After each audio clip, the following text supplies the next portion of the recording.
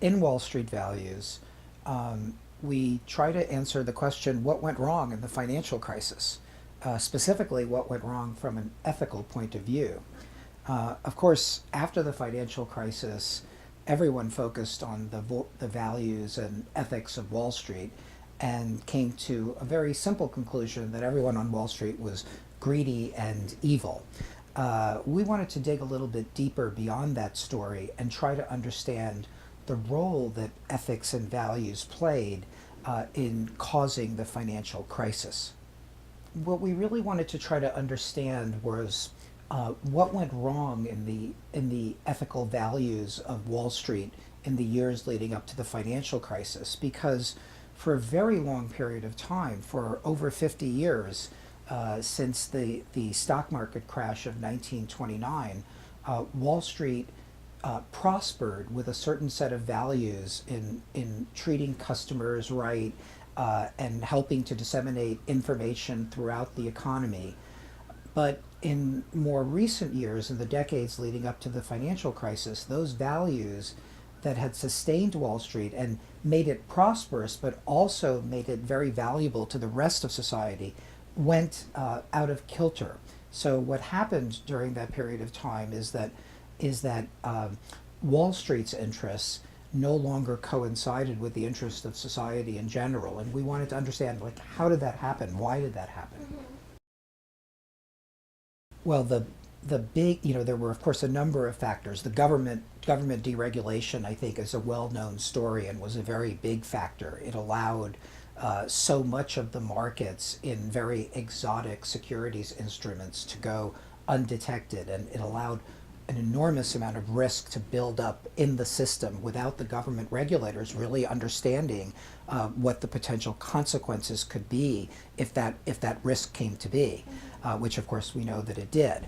But on a more fundamental level on Wall Street, what we saw over a period of 2 to 3 decades was a gradual transformation of the Wall Street business model from one in which it was seeking it was making profits by serving customers, by executing trades for them, by taking companies public, by helping companies to manage their mergers and acquisitions. And the business model of Wall Street shifted from that customer-oriented model to one where they relied increasingly on proprietary trading, that is, trading of securities in their own accounts in order to generate profits. We see this very dramatically if we look at 3 of the iconic firms during this period of time, which is one of the things we do in one of the chapters of our book. So if you take a snapshot, for example, of Merrill Lynch in the 1960s, what you'll see is a firm which does a very, very little amount of proprietary trading for their own accounts and makes most of its money by executing brokerage trades and giving investment advice to customers. Fast forward to the 1980s, and the iconic firm of that period of time is Salomon Brothers, and we begin to see the transformation of Wall Street from simply making money off by doing performing tasks for its customers, and now more and more a firm like Salomon Brothers is relying on their own proprietary trading for profits. And then you take it all the way to the 2000s and Goldman Sachs, the iconic firm of Goldman Sachs, and you see that 75% of its profits came from trading in their own accounts. So in other words, they were making profits in businesses that were unrelated to clients and to servicing clients. So this change in the business model was not accompanied by a change in values at these firms. In the era of Merrill Lynch, in the decades after the financial the stock market crash of 1929, firms developed ethics that were based around treating customers right. So when the customer was no longer part of the business, there was no ethical system that arose to replace the one that had sustained it before. And so, and at the same time, the disconnect between customers and Wall Street firms caused a very big problem from an overall economic point of view, because these firms, traditionally Wall Street firms, have had a very important task to play in our economy. They first of all help to allocate capital to the right businesses. So it's the essential. It was the essential task of Wall Street, and the most important thing that society needs for them to do is to figure out where should capital go, which companies deserve. Who's going to be the next Apple computer? Who's going to be the next Facebook? It's Wall Street that is making this determination, and we need Wall Street to do that well, because otherwise we'll find that the capital goes into the wrong places. And this is in fact what happened during the financial crisis, is that Wall Street became so invested in their own proprietary trading that they were not doing a very good job of making sure that the capital flowed to the places that were most productive to the economy. So it really wasn't, in retrospect, and of course retrospect is always 2020. The recession that followed the financial crisis was a result of Wall Street not doing its job of allocating capital. The financial crisis itself consisted of a freezing of credit. That was the crisis. Was that because all of a sudden people realized that the housing market was not as valuable as we thought that it was, because the derivative securities that Wall Street was trading in the trillions of dollars were also not as valuable as we thought that it was. The financial crisis occurred when that realization came. When that realization came, then all of these assets had to be written down, and that in turn froze the economy, because no one wanted to lend to anyone anymore. And so that was the crisis that required the $700 billion bailout from taxpayers. But in addition to the crisis, we immediately suffered a recession. And the reason we suffered that recession was, first of all, because of just the jarring effect of the freezing of credit through all levels of the economy in such a dramatic way, but also for a period of years when Wall Street had been pushing these exotic mortgage-backed securities and buying them for their own account and encouraging clients to buy them. So much capital was flowing into the housing sector that companies were starved for cash. So the reason our economy is not as strong today as it could have been is because of companies that don't exist, that we don't even know what they would have been. There are all of these ideas out there that entrepreneurs and technical innovators had that were unfunded because of Wall Street's obsession with mortgage-backed securities, explains kind of why our economy is still lagging today. First of all, we are very strong advocates of the Dodd-Frank law, of the implementation of Dodd-Frank.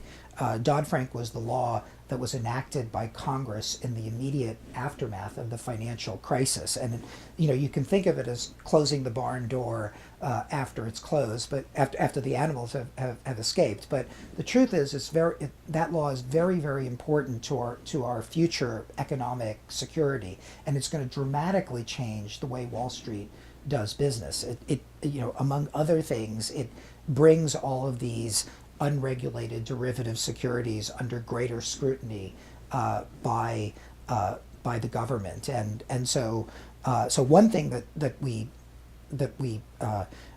point out is that in the future the government is going to require different skills. The SEC and other federal securities and banking regulators are going to need to be able to handle all of this data. The Dodd-Frank law also has separated out, this is very important, has separated out any any banks that have a commercial banking component from banks that do securities trading. So if your bank, if a bank such as J.P. Morgan Chase or Goldman Sachs or Morgan Stanley is attached to a commercial bank, which is partially federally guaranteed by a government agency, then that bank will not be able to engage in proprietary trading for its own account. This is called the Volcker Rule, after Paul Volcker, the former Federal Reserve Chairman who suggested this rule. So that has split, if you will, commercial banking from investment banking, and so the intent of this law is to silo out the risks that are attendant to commercial banking, which have to do with giving people loans and wondering whether they're going to pay them back, and the risks of investment banking, which have to do with investing in securities and are those securities going to pay off. And so so where does this leave, going back to your question, where does this leave Wall Street ethics in the 21st century? Clearly in a different place, because clearly now there are going to be new challenges, new ethical challenges for Wall Street, and they're going to need to bring it up. Wall Street is going to need to develop a new set of values brick by brick. In the book, we suggest a few areas that Wall Street needs to think about, but the book is really an invitation for Wall Street professionals to engage in a dialogue with us about the future of ethics and values on Wall Street. We very much believe that Wall Street needs to pay more attention to this, needs to give more thought to the kinds of ethics and values it needs to sustain itself, to regain the trust of the public. So there's two areas we identify that Wall Street needs to focus on in the short term. First are compensation practices. Because what we found in the book is that, not too surprisingly, is that the behavior of Wall Street executives depended quite a bit on how they were compensated. So in this new world in which investment banks and commercial banks are meant to have separate functions, there's going to be a blurring of the line. And we saw that, a good example of this is the J.P. Morgan Chase London whale trade, where J.P. Morgan Chase lost upwards of $5 billion in one trade, like literally. And what we learned was that this happened at the chief investment office of J.P. Morgan Chase that was based in London.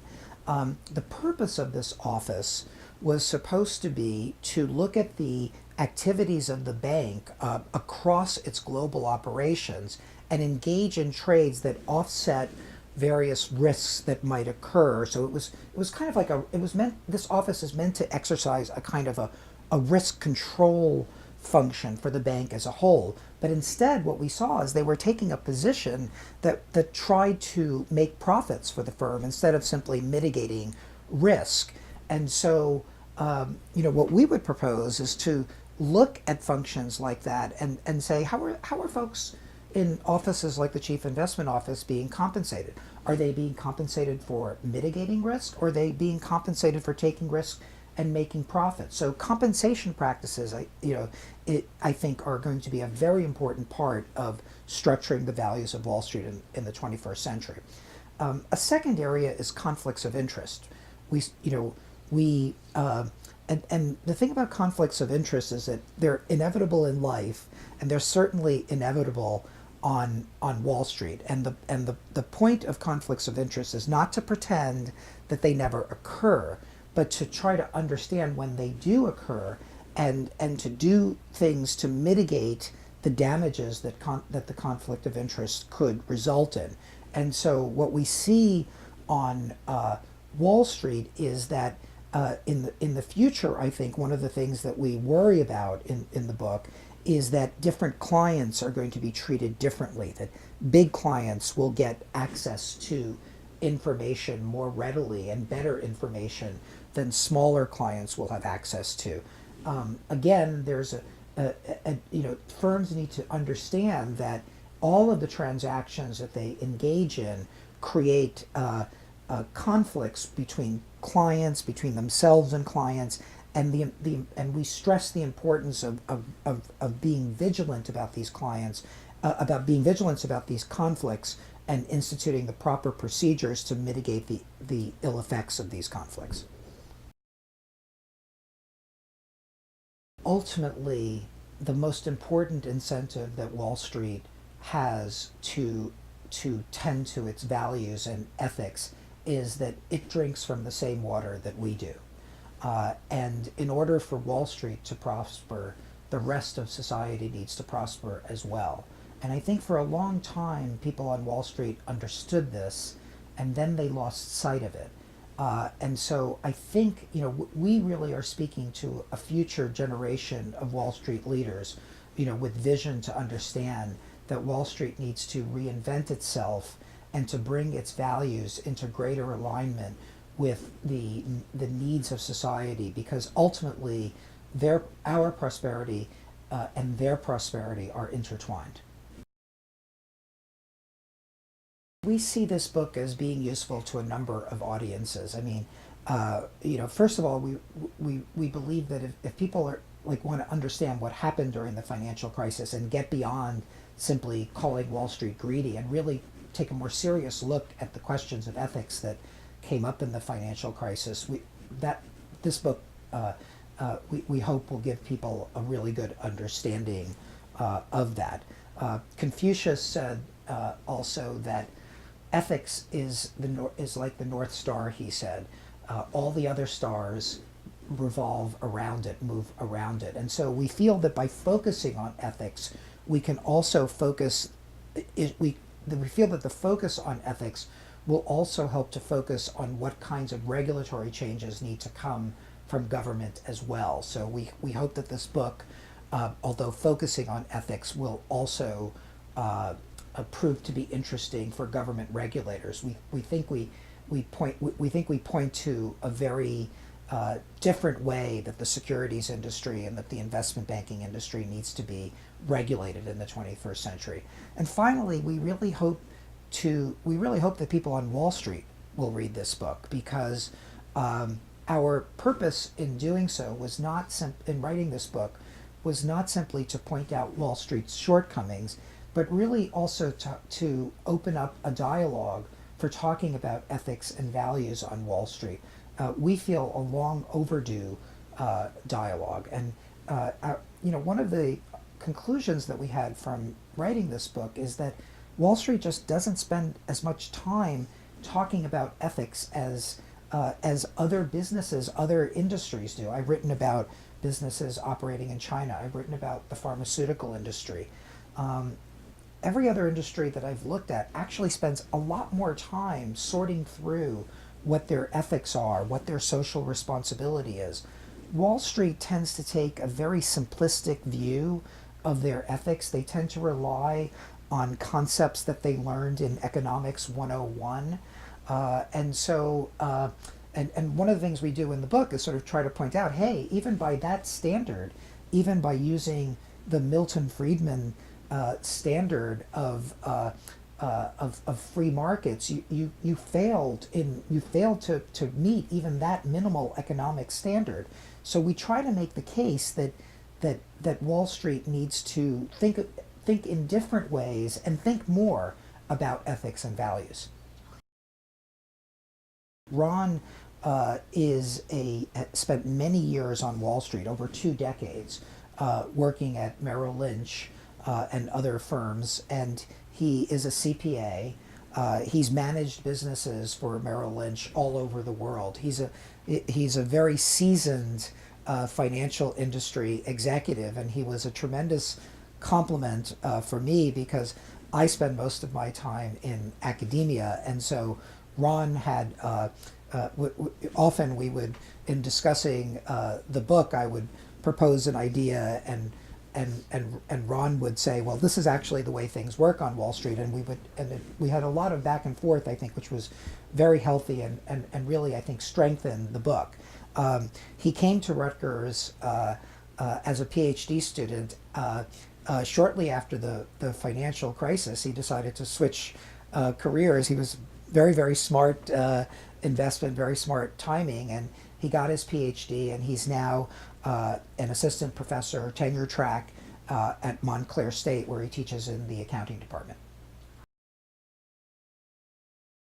We've gotten a lot of different kinds of reaction. I think that gratifyingly, the reaction we've gotten from many Wall Street executives is a recognition that what we're saying is in fact meaningful to them, that it makes sense to them. Some of the we've gotten some stranger reactions, like for some reason, some people have regarded the book as being libertarian in tone, because one of the things we do in the book is we adopt a kind of like a, suppose we were complete libertarians and suppose we believed completely in free markets, how do we think about the ethical shortcomings of Wall Street in this context? And what we find what we find is that even by this standard, which is not in fact the standard of corporate social responsibility that Ron and I share, is that even by this lower standard of corporate social responsibility, Wall Street fell short of its ethical responsibilities. But I take that as a compliment, because I think what people are saying when they make that observation is that they feel that the economic analysis of the book is rigorous.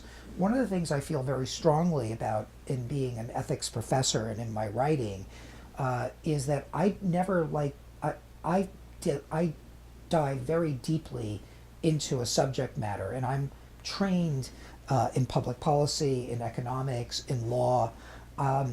I don't like to be told that I'm naive and I don't understand something. And so in writing this book, we wanted it to be rigorous. We wanted economists to read it and to say, yes, they understand the way the economics work. We wanted lawyers to read this and say, yes, they understand the law. We wanted accountants to read it and say, yes, they understand the accounting. So Alan Blinder of Princeton University, one of the most distinguished economists in the country, I want to get that over there.